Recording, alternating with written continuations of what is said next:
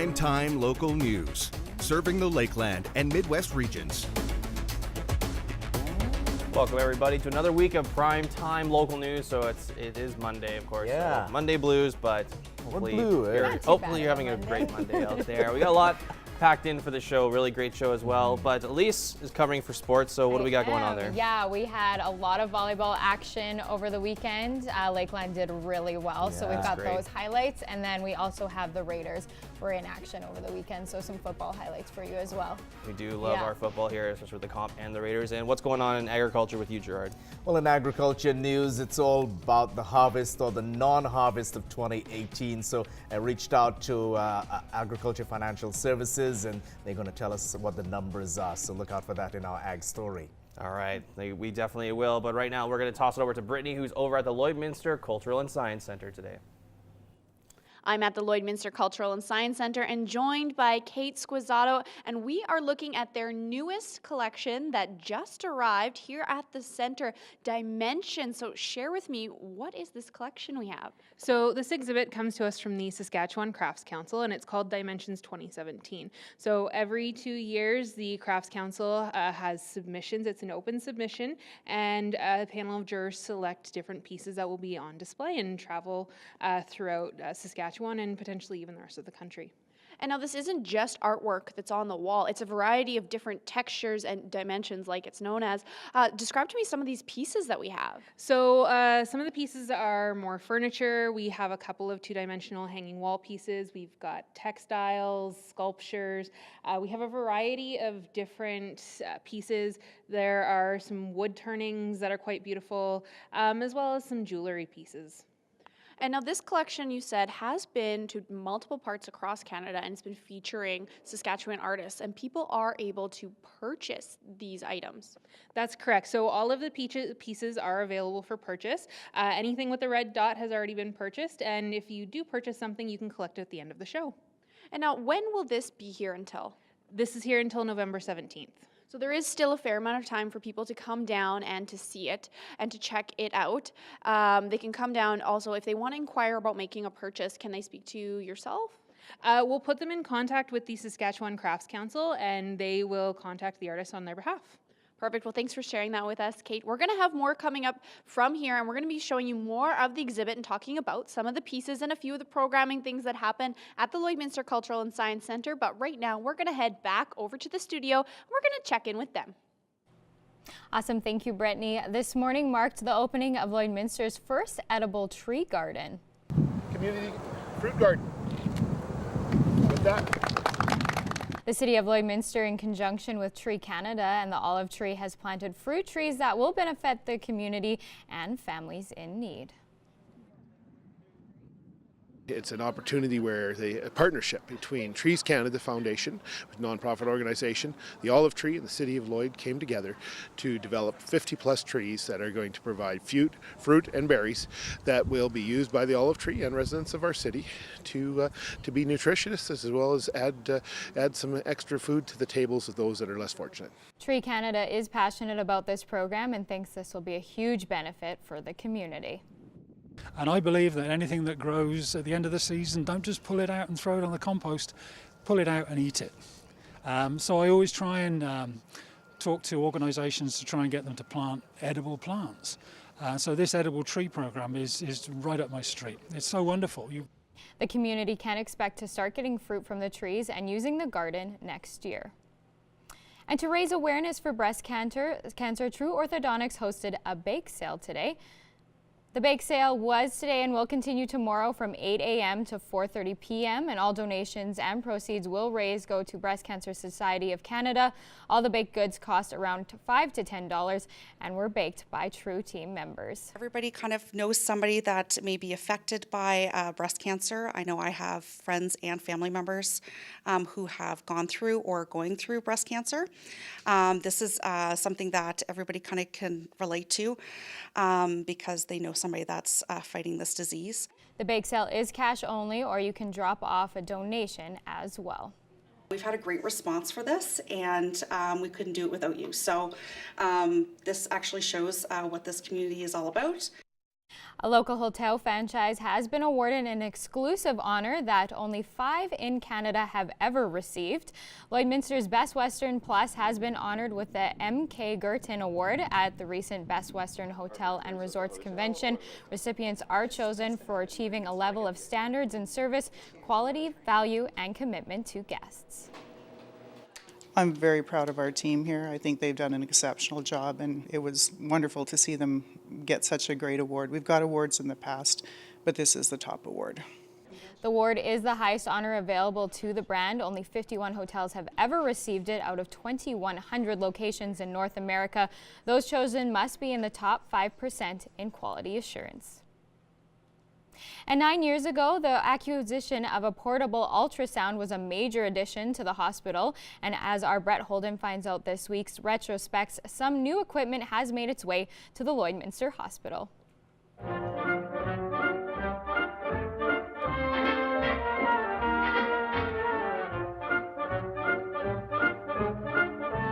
The new machine is an upgrade from past ultrasound devices at the hospital. It gives our doctors a chance to really see what's going on. So it isn't fuzzy detailed, it's actually detailed, very succinct. You saw in the demonstration how Dr. Chapelski was able to really tell the difference between all of your internal organs, and how important is that when they're trying to make really quick decisions and know what to do with patients. A demo unit was shown to the hospital in July, and the machine arrived near the end of August. The doctors are glad to have the new technology at their disposal. The doctors are thrilled. There's 8 physicians right now who are trained to use the equipment, and they use it constantly. Every day that piece of equipment gets used in our hospital and is making a difference for somebody here. So for them to have the tools that they need to provide the best advice and the best care to their patients is huge. And now the hospital has 2 new additions, this one being a stress testing machine, which helps testing a patient's heart. The machine itself, you have a patient on it to see how well their heart does under exercise and see if there's anything wrong with it. We're looking for any changes on the ECG, whether it be a patient goes into some sort of arrhythmia or any sort of indication of a blockage of an artery. The hospital has also added 3 new chemotherapy chairs, which come with some major features to help patients feel comfortable during treatment. Well, the chairs are kind of the Cadillac model of the chemo chairs. They come with some very special features. They've got heat and vibration and multi-positional seating. Some of our patients, when they come, some are here for an hour, some are here for several hours. And they often, when they come, they don't feel well. And the nice warm chairs and the distraction therapy of the vibration gives them some comfort. For This Week in Retrospect, I'm Brett Holden. Retrospect this week is brought to you by Webb's Ford. Worth your while to drive the extra mile. Webb's Ford in Vermilion. All right, taking a look at our weather forecast. You can see 11 degrees. We did have some sunshine and some cloudy coverage, but it's still, that wind coverage made it feel a little bit cooler. As we take a look at some of the records for this time of year, 24 degrees back in 1987. That's pretty impressive compared to -10 back in 2009. So it's still going to get colder. Of course, we're in the October season where the old tradition around Halloween, we usually get snow, but it may not be that way this year as we're heading into the next couple of days here. As we take a look at the satellite radar maps, a lot of cloud coverage that was coming in from a little bit earlier on in today. As you can see, Lloydminster does get a bit of that, but not a huge amount there. As we take a look now at some of the watches and warnings, no watches and warnings to report in the region, so that's very good news for us here. As we take a look at current temperatures right now, 11 in Lloydminster, in Cold Lake and Athabasca, 14 out in Whitecourt, 17 in Edson, 19 in Rocky Mountain House. As we take a look quickly at the Saskatchewan side of things, North Battleford at 12 and Saskatoon sitting at 12, along with Meadow Lake, Prince Albert sitting at 11 and Melfort at 10 degrees. As we take a look at some of the temperatures in our region, currently in North Battleford right now, 1 with some cloudy coverage, overnight with a 0, and tomorrow hitting a nice 7 degrees with a mix of sun and clouds. Cold Lake, they're sitting at 11 right now with cloud coverage. Overnight, they're going to get more cloud coverage, but they're sitting more at 1 degrees. Tomorrow, mix of sun and clouds at 7 degrees. For us here in Lloydminster, the winds coming in are still over 20 kilometers an hour. We're still sitting at 11 with a mix of sun and clouds. Overnight, some cloudy skies sitting at 0. Tomorrow, another mix of sun sun and clouds sitting at 7 with the winds coming in from the west. As we take a look at the next 3 days for us here in Lloydminster, a 25% chance of some precipitation though on Tuesday with a high of 7 and a low of 0. Wednesday, that's where we're going to see some much warmer temperatures, 16 with a mix of sun and clouds. So those will be a very nice change to see with a low of 1. And Thursday, 13 degrees and a low of 2 rather with a mix of sun and clouds. Those winds though are still really high up, so it may look warm, but it'll still be a little chilly. So make sure you don't put away your jackets just yet.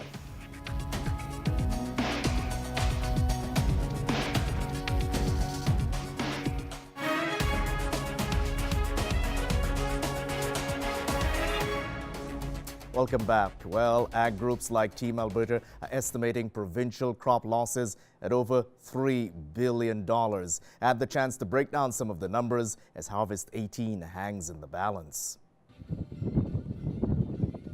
It's being described as the non-harvest of 2018. The major crops across Alberta are sitting in the field, in some cases covered in snow, too wet to combine and behind the 5-year average. As of October 9th, 46.7% has been combined. That means Alberta is 35.6% off the 5-year average of 82.3% on major crops. The quality of the crops that's in the bin has been reported as good. Susanna Sangster with Agriculture Financial Services puts a positive spin on the numbers, even as the cost of aeration and quality degradation are outstanding. Canola acres are estimated to be 26% combined and 52% swathed. Spring wheat acres are estimated to be 56.7% combined and 9.6% swathed. And barley acres are estimated to be 52.5% combined and 15.9% swathed.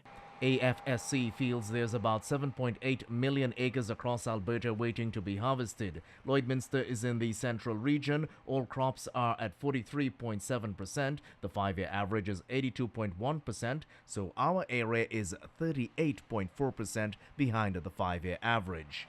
For the Lakelands, which is in the northeast region, the average is 43.5%. The 5-year average is 79.4%, so northeast Alberta is 35.9% off of the 5-year average. Southern Alberta is 19.9%, Northwest is 38.5%, the Peace region is 55.6%. So in Alberta on major crops, the 5-year average is 82.3%. So with 46.7% completed, Alberta is 35.6% behind on major crops for the 5-year average. The quality of what's in the bin is the only saving grace. So wheat estimates are 80% of what's been harvested are reported to be in the top 2 grades. Barley is 85% of what is harvested is estimated to be malt or 1CW. And peas, 90% of what's been harvested is grading a 1 or a 2. And over 75% of bin canola is grading a 1. AFSC will have to receive and review clients' harvest reports. Those reports are not due before November 15th, so a final dollar value may not be available before December. Trying to estimate the potential amount of crop insurance claims at this time would be speculative. There are many factors, including the different levels of elected coverage, crop yields, crop quality, and the number of potential unharvested acres that contribute to what the final indemnities will be. That's our agriculture news. We'll have a look at those agriculture prices, and then sports is next.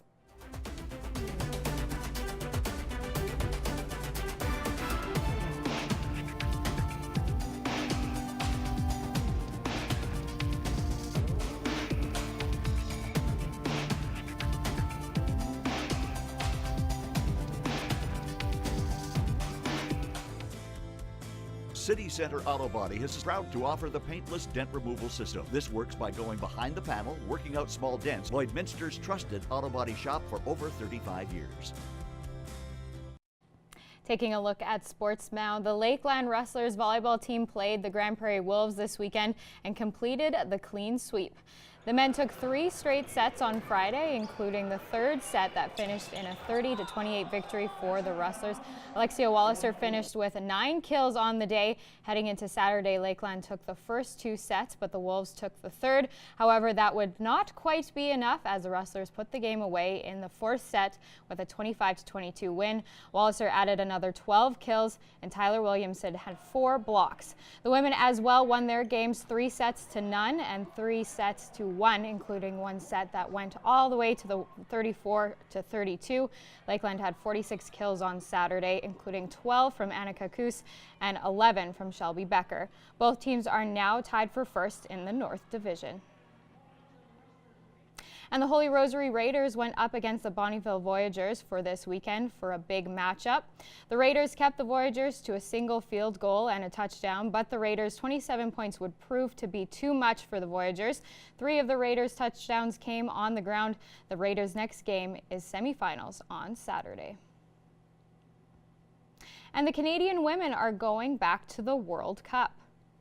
The header, and there's Sinclair. Canada leads.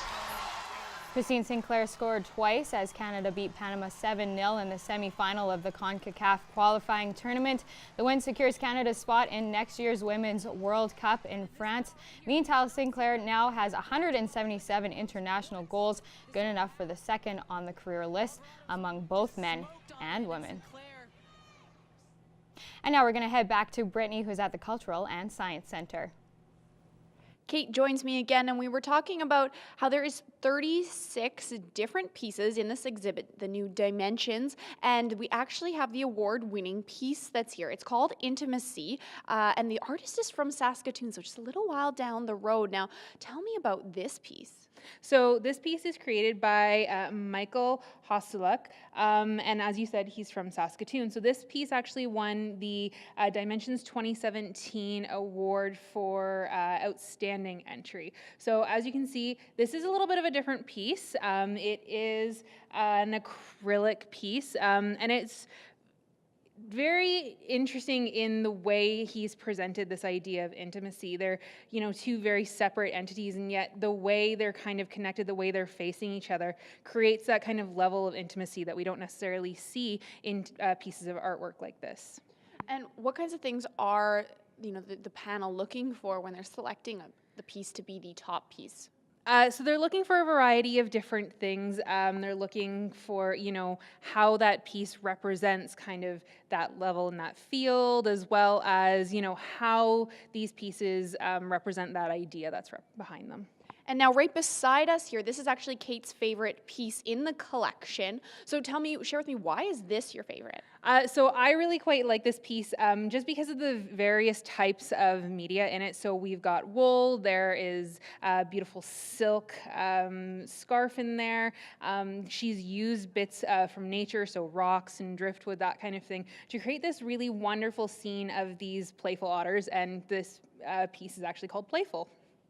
Wow, and it did receive an award for an excellence in textiles in the collection. Correct. Yeah. Fabulous. Well, we're going to have a little bit more coming up here, and there is lots to see here at the Lloydminster Cultural and Science Center, and there's more in this exhibit, so if you are interested in coming down, you do have a chance to see it up until November 17th. We're going to have more from Kate coming up later on in the show, but right now we're going to head back over to the studio and check in with them.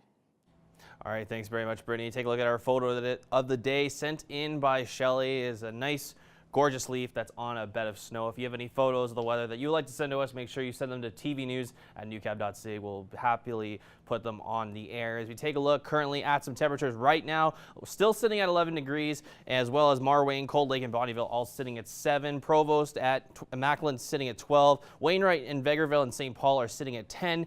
Take a look over a little bit more west. Edmonton at the highest at 13 degrees. Lac La Biche sitting at 9 as we take a look at some Saskatchewan temperatures. Pierceland at 9, St. Walburg at 12, Meadow Lake 10, Green Lake as well. Isle of Cross sitting at 5, very cold out there. North Battleford also sitting at 12 as we take a look at some other temperatures. Heading into I'll start with the eastern side. La Loche and Buffalo Narrows sitting at 7. L'Orange at 4. Flin Flon at 2 degrees. Uranium City sitting at 2. Taking a look out to the Alberta side. Fort McMurray at 8. Peace River at 13. Grand Prairie, a nice 16 degrees there. And High Level at 10. Let's take a look at some other temperatures down south. Banff at 13. Calgary at 17. Medicine Hat at 19 degrees. Coronation at 12. Kindersley and Swift Current, Moose Jaw, and Regina and Estevan all sitting at 12 degrees, while Yorkton is at 11. As we take a look at some snow accumulation for the next little bit here, nowhere near us, as you can tell, as you can see, it's all going to push out towards the east. So all the people out in Saskatchewan to the Manitoba areas, they're going to be hit with some snow over the next 24 hours. Take a look at tomorrow's temperatures: 7 in Lloydminster and North Battleford, and Cold Lake as well, and Pierceland and Bonnyville also getting the 7 treatment. Vermilion sitting at 9, 15 in Edmonton, 13 in Vegreville, and 11 down in Wayrite, while Provost and Mackling are going to be sitting at 12 degrees. Take a look at the school day forecast. 8 a.m., 1 degree with a mix of sun and clouds, and recess, it will be 2 degrees. Lunchtime, the sun will come out a bit more, and that's going to be a nice 5 degrees. And then, of course, home time around 3 o'clock, there will be some sunshine and very minimal cloud coverage, sitting at 7. And taking a look at the next 7 days, 25% chance of precipitation on Tuesday with a high of 7 and low of 0. And here's where it's going to look really good for the next couple of days. 16 degrees on Wednesday with our high and our low of 1. 13 on Thursday with a high of 13 on Thursday rather, and a low of 2. 10 on Friday and a low of 1, excuse me. But those winds though are still going to be a little bit gusty. It's going to be coming in all from the west, northwest areas, reaching closer to 20 kilometers an hour on each day. Saturday, 11 with a low of -1. Winds coming in from the southwest. 10 on Sunday as well, and 6 on Monday. So we're a little around those averages for this time of year. But right now, we're going to take a quick commercial break. We'll be right back with more primetime local news. Kate joins me again, and it is the final tour stop for the Dimensions collection of 2017. That collection will be ending with Lloydminster being their final tour stop. It has traveled across Canada and all over Saskatchewan. It does feature Canadian artists, but we were just talking about how the Lloydminster Cultural and Science Centre is more than just their static collections. They do bring in a variety of things all the time. So what do we have coming up after Dimensions 2017 leaves us? So after Dimensions 2017 leaves us, we have the Red Dress Project, which is a partnership with the Lloydminster Public School Division, as well as Optical Illusions, which is our own in-house exhibit.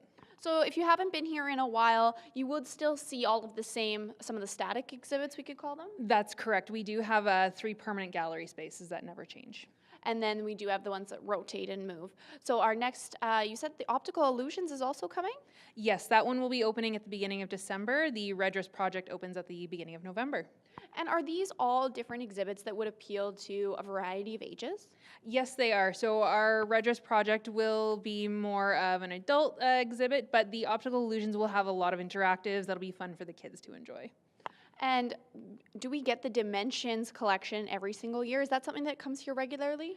We do try to get each tour run of Dimensions, so it'll be 2019 Dimensions that we'll see next, and I'm not sure when we'll be getting that in. Perfect. Well, thanks for sharing all that information with us, Kate. So there's a variety of different things you can come down and check out at the Lloydminster Cultural and Science Centre, including Dimensions 2017. That collection is here until November 17th, and then it will be gone forever. But if you are looking to also purchase some of the pieces, you can actually purchase them out of the collection, which I think is really neat. So we're going to head back over to the studio now and check in with them to find out what's going on.